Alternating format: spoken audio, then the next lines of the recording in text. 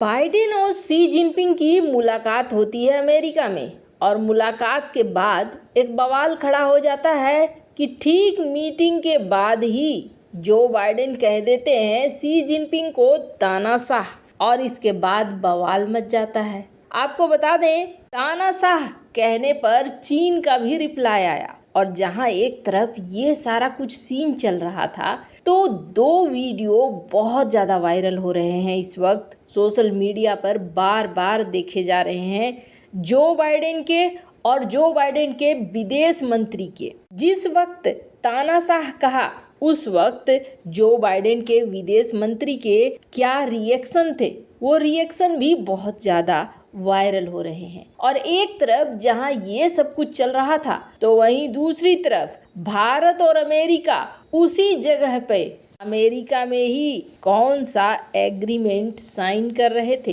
क्या है IPEF, जिसका एग्रीमेंट भारत ने साइन किया और बौखलाए हुए चाइना के विदेश मंत्री ने कहा ये बहुत गलत हुआ है। जानेंगे जियोपॉलिटिक्स में क्या कुछ चल रहा है, आइए जानते हैं इन खबरों को विस्तार से। जियोपॉलिटिक्स में जो चीज़ें दिखती हैं ना, अक्सर उनके पीछे भी बहुत सारी कहानियां होती हैं। आपको बता दें, हमने आपको कल बताया था कि शी जिनपिंग और बाइडेन की मुलाकात हुई, मीटिंग से प्रेस को दूर रखा गया। लेकिन मीटिंग के कुछ ही घंटे बाद 20 मिनट का एक प्रेस कॉन्फ्रेंस था जो बाइडेन का, और यहाँ पर सब कुछ गुड़गोबर हो गया।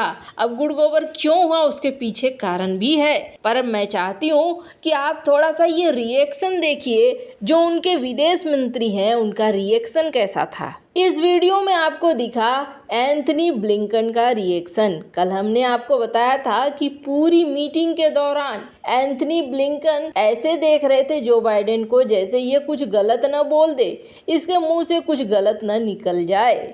पर इस बार मंच पे अकेले थे बाइडेन और बाइडेन ने कह ही दिया जो उनके मन में था। अब मीडिया का क्या कहना है, मीडिया ने हाथों हाथ लिया इसको और छापना शुरू कर दिया। अभी जितना भी मीडिया उठाएंगे आप, उसमें आप यही देखेंगे कि जो बाइडेन ने शी जिनपिंग को एक तानाशाह कह दिया। क्यों कहा तो आपको बता दें, हुआ ये कि मीटिंग में जो बाइडेन की नहीं सुनी शी जिनपिंग ने अपना रवैया आक्रामक दिखाया और ये बात मानी जा रही है कि ये रवैया आक्रामक ताइवान के वजह से दिखाया गया। ताइवान का मुद्दा ही सामने आया जिसमें गरमाए हुए बाइडेन ने भी बाहर निकलने के बाद कह दिया कि भैया तुम तो तानाशाह हो, तुम तो किसी बात को मानते हो नहीं। अब ऐसा अनुमान लगा रहे हैं एक्सपर्ट कि हो सकता है ये जो मीटिंग थी, इस मीटिंग में जो बाइडेन चाहते थे कि ताइवान पर अभी हमले की या किसी तरह की कार्रवाई न करे चाइना को, इसीलिए कुछ देर के लिए रोकना चाहते थे, चाहे वो कूटनीतिक तरीके से हो या किसी भी तरीके से हो। क्योंकि इस वक्त अमेरिका फंसा हुआ है रूस यूक्रेन युद्ध में भी और इजराइल हमास युद्ध में भी। लेकिन ऐसा हुआ नहीं और मौके का फायदा कहा जा रहा है कि शी जिनपिंग ने उठाया प्रेशर बनाने के लिए कि नहीं, ताइवान मामले पर हम किसी की नहीं सुनेंगे। बौखलाहट में आकर जो बाइडेन ने मंच पे कह ही दिया कि तुम एक तानाशाह हो, तुमने कोई भी बात नहीं मानी। पर जहां एक तरफ ये सारी चीजें चल रही थी, वहीं आखिरकार चीन की तरफ से रिएक्शन आया और चीन के विदेश मंत्रालय ने कहा कि ये जो कुछ भी कहा गया है ये बहुत ही गैर जिम्मेदाराना बयान है। इस तरीके के बयान का हम अपेक्षा नहीं कर रहे थे, खास तौर पर अमेरिका से। ये तो रिश्ते बिगाड़ने वाली बात हुई। चाइना ने इसे पूरा गंभीरता से लिया और ये कहा कि चीन राजनीतिक हेर फेर का विरोध करता है। चीन और अमेरिका लंबे समय से एक दूसरे के खिलाफ मोर्चाबंदी कर रहे हैं। अमेरिका ने इंडो पैसिफिक में चीन का सामना करने के लिए क्वाड और ऑकस जैसे गठबंधन बनाए, तो वहीं चीन अमेरिका विरोधी देशों को एकजुट करने का एजेंडा चला रहा है। पर आपको बता दें, इस मीटिंग में कुछ और भी चीज़ें हुई जो आपको सुनने को लगेगा एक बार को कि क्या यहाँ पाले बदल रहे हैं क्या। तो स्क्रीन पर आप देखिए, जापान के प्रधानमंत्री और जिनपिंग की भी इस मीटिंग में मुलाकात हुई है। कहने का अर्थ ये है कि इस मीटिंग में कुछ बड़े बड़े गेम हुए, पर इनका मतलब कहीं से भी ये नहीं है कि चाइना और अमेरिका के बीच में दोस्ती हो जाएगी। कभी भी एक म्यान में दो तलवारें नहीं रहा करती है। और आपको बता दें, ठीक ये सब कुछ चल रहा था, हमारे भी यहाँ पर मंत्री पीयूष गोयल शामिल थे। एक ऑब्जर्वर देश की तरह भारत भी अपेक में शामिल हुआ था। तो आपको बता दें, इस मीटिंग में जाने से पहले पीयूष गोयल एक दिन पहले 14 नवंबर को यहाँ पर एक एग्रीमेंट हुआ और इस एग्रीमेंट को लेकर चाइना के विदेश मंत्री ने कहा ये एग्रीमेंट तो गलत है, ऐसा नहीं होना चाहिए, ये तो आप चाइना के साथ संबंधों को तोड़ने की कोशिश कर रहे हो। अब हुआ क्या और कौन सा ये एग्रीमेंट था? तो ये एग्रीमेंट था IPEF का। इसमें 12 देशों ने मिलकर साइन किया इस एग्रीमेंट को। जैसा कि 2022 में अमेरिका द्वारा एक प्रस्ताव लाया गया था संगठन का और वो प्रस्ताव था IPEF।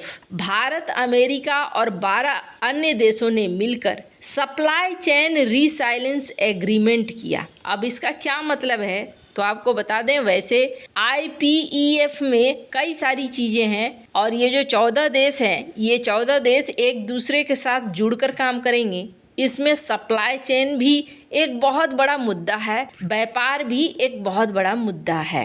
हालांकि अमेरिका ने इस मीटिंग में अभी कोई भी व्यापार की बात नहीं की। भारतीय मंत्री ने यहाँ पर क्या कहा कि भारत का मतलब है विश्वास।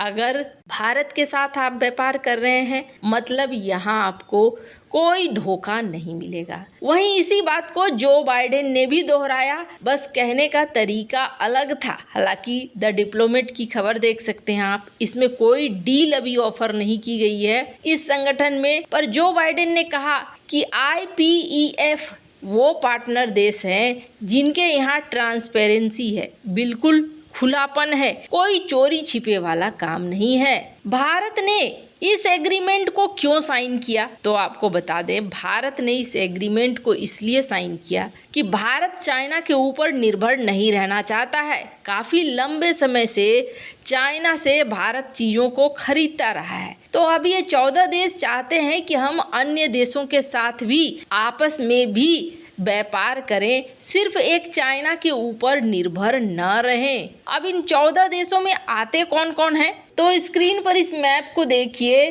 Australia, Thailand, Malaysia, Singapore, Bharat, America, Fiji, New Zealand, south Korea, Japan, Vietnam, Philippines, Brunei, Indonesia, ये सारे 14 देश हैं। अब इनको देखकर आपको बहुत चीज़ समझ में आ गया होगा। इनको देखकर आपको एक चीज़ तो ज़रूर समझ में आ गया होगा कि ये जो सप्लाई चेन है, इस सप्लाई चेन में खास तौर पर ध्यान दिया गया है चाइना के पड़ोसियों के ऊपर। और यही वजह है कि इस फ्रेमवर्क को लेकर उछल पड़ा चाइना का विदेश मंत्रालय और तुरंत उन्होंने कहा कि ये जो एग्रीमेंट हो रहा है, ये एग्रीमेंट ठीक नहीं हो रहा है। ये तो शी जिनपिंग के लिए एक डबल सरप्राइज का काम कर गया। वैसे इन सब मामले में आपकी क्या राय है, कमेंट कर जरूर बताएं। जल्द मिलते हैं अगले वीडियो में नई खबर के साथ।